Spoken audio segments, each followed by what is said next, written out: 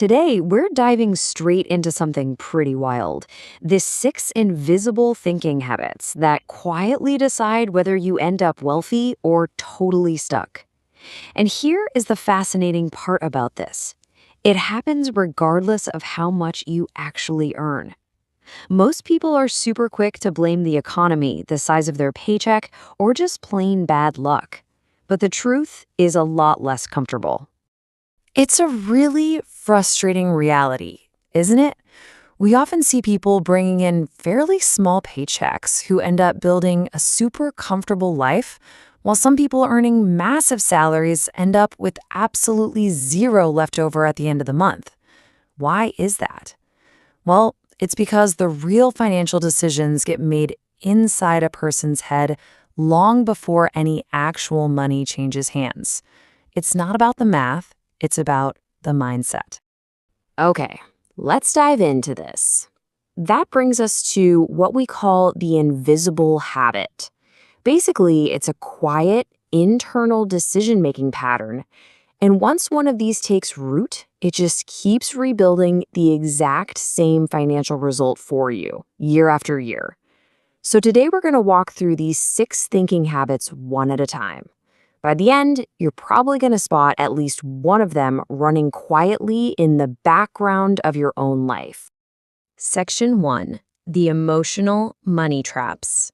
Let's look into the first 2 mirrors where habits are driven by emotional needs rather than reality. All right, habit number 1 is rescuing everyone else first. You know the type, right? It's the person who always grabs the dinner bill, helps out a struggling relative, or loans cash to a buddy in a bind. On the outside, it looks like pure generosity, but underneath, it's often tied to wanting to feel needed or approved of. The massive problem here is that if you never protect your own financial base, you eventually have absolutely nothing left to protect anyone else with. So, if this sounds like your dominant pattern, the fix absolutely isn't to suddenly stop caring about people. The fix is to pay yourself first. You've got to start treating your own savings like a mandatory, non-negotiable bill that has to be settled before anybody else gets helped. Moving on to habit number 2, chasing the thrill instead of the outcome. This is the person constantly jumping on the next hot stock, a crazy crypto pump, or, a tip from a friend who swears it's a sure thing. But here's the catch. They aren't really chasing wealth. They're chasing the feeling of the win. And markets are brilliant at handing out just enough tiny wins to keep that adrenaline pumping. But most people who trade like this end up losing money over time because they are betting on short-term price movements rather than actually owning something that builds value over the years.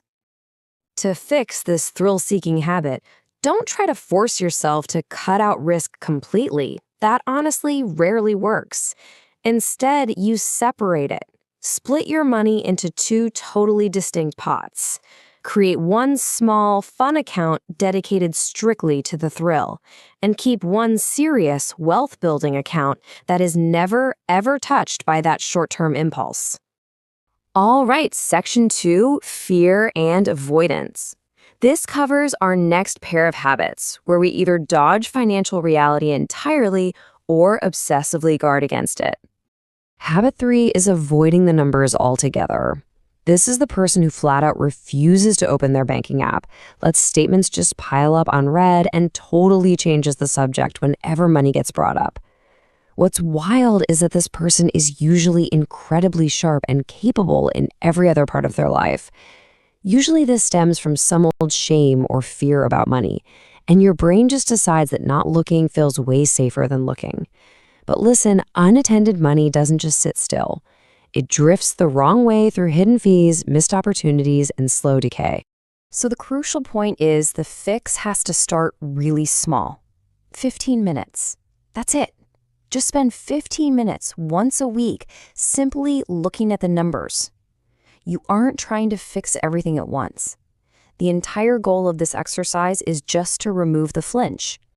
Now, right on the flip side of the avoider is habit 4, hoarding instead of growing. This person saves super aggressively, tracks literally every single dollar, and feels actual genuine discomfort spending money, even on things that would clearly improve their life.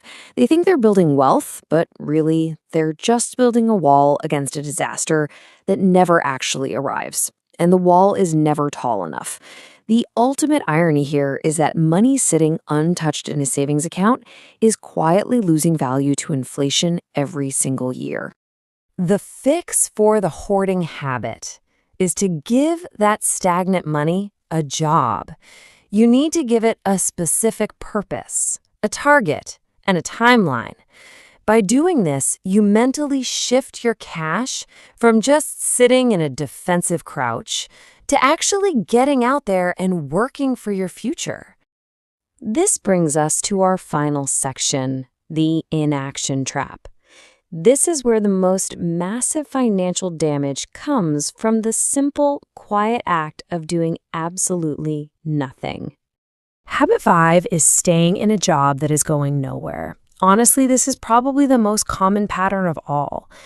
The person knows the role is a dead end, they know the raises never keep pace with life, and yet, year after year, nothing changes. Why? Because it's a perfect paradox. The pay is just enough to make leaving feel incredibly risky, but just tight enough to make actual saving feel impossible. It is a trap built to keep people exactly where they are. So how do you escape this? Well, the fix isn't storming into the office and quitting tomorrow. It's highly practical. You start something small on the side. Build a skill you can sell online. Start a small business. Whatever it is, just create a second stream of income that absolutely does not depend on staying in that one comfortable but limiting seat. And our sixth and final habit is giving up on the whole idea. The defeated. This is the person who's quietly decided deep down that building wealth is just something that happens to other people. They look at their budget and think, what is the point? Investing feels completely useless because the starting amounts feel far too small to even matter. So nothing ever gets started. But giving up is a massive mathematical mistake, and this brilliantly illustrates why.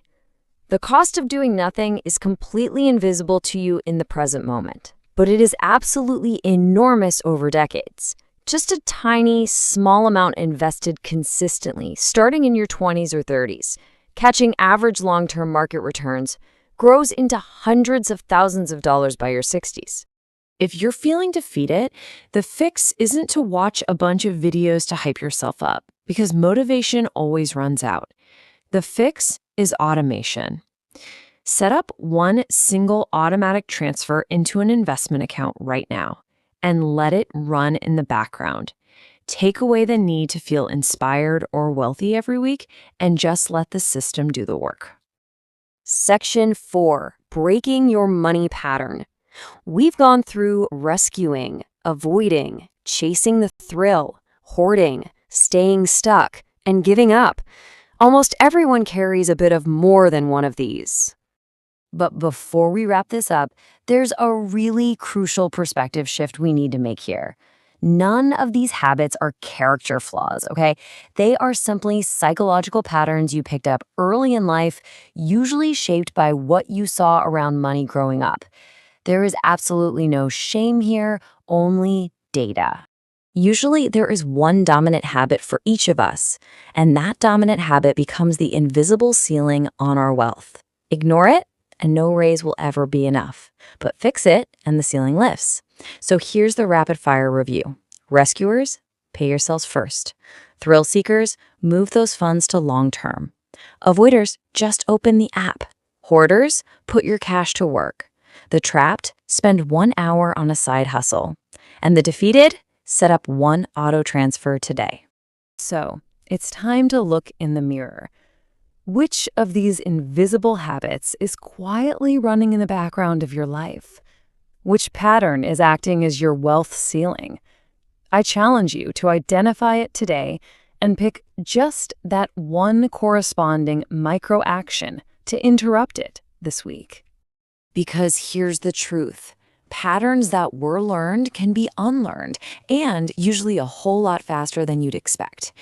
The people who end up wealthy aren't inherently smarter, and they aren't necessarily luckier. They simply noticed which pattern was running the show, and they chose to hit stop. So, what does this all mean for you? Will you interrupt your pattern today? Thanks for joining me for this explainer, and I'll catch you in the next one.